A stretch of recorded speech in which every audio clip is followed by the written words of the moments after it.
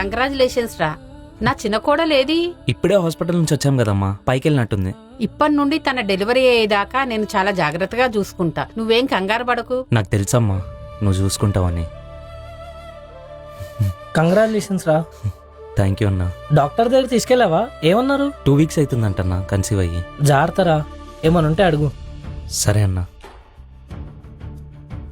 వదినా, నువ్వు పెద్దమ్మవు కాబోతున్నావు.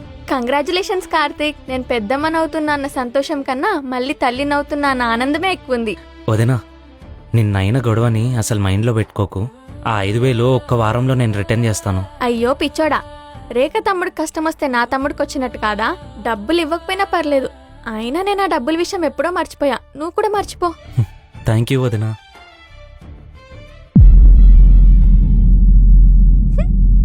కంగ్రాచులేషన్స్ నాన్న. పెళ్లి చేసుకున్నావు, పిల్లల్ని కనబోతున్నావు. ఫ్యూచర్ గురించి ఏమైనా ఆలోచించావా? నాకు మెకానిక్ పని తప్ప ఇంకేది రాదు డాడీ.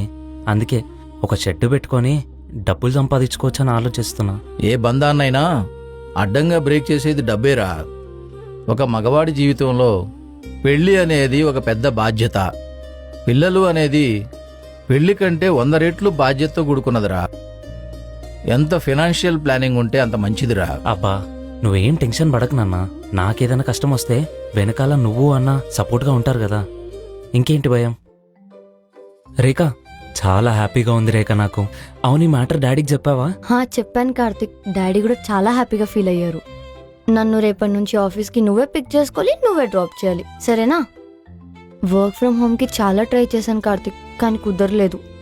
ఈ మంత్ నుంచి చాలా ఖర్చులు ఉండబోతున్నాయి కార్తిక్. మనకి లోన్, హాస్పిటల్ ఖర్చు, సేవింగ్స్, అమ్మో ఇవన్నీ తలుచుకుంటేనే భయం వేస్తుంది. ఎందుకంత టెన్షన్ పడుతున్నావు? నేనున్నాను కదా, ఏదో ఒకటి చేసి డబ్బులు సంపాదిస్తాను. ఈ టైంలో నువ్వు స్ట్రెస్ తీసుకోవడం అసలు మంచిది కాదు. ఏమో కార్తిక్, ఏం అర్థం అవ్వట్లేదు.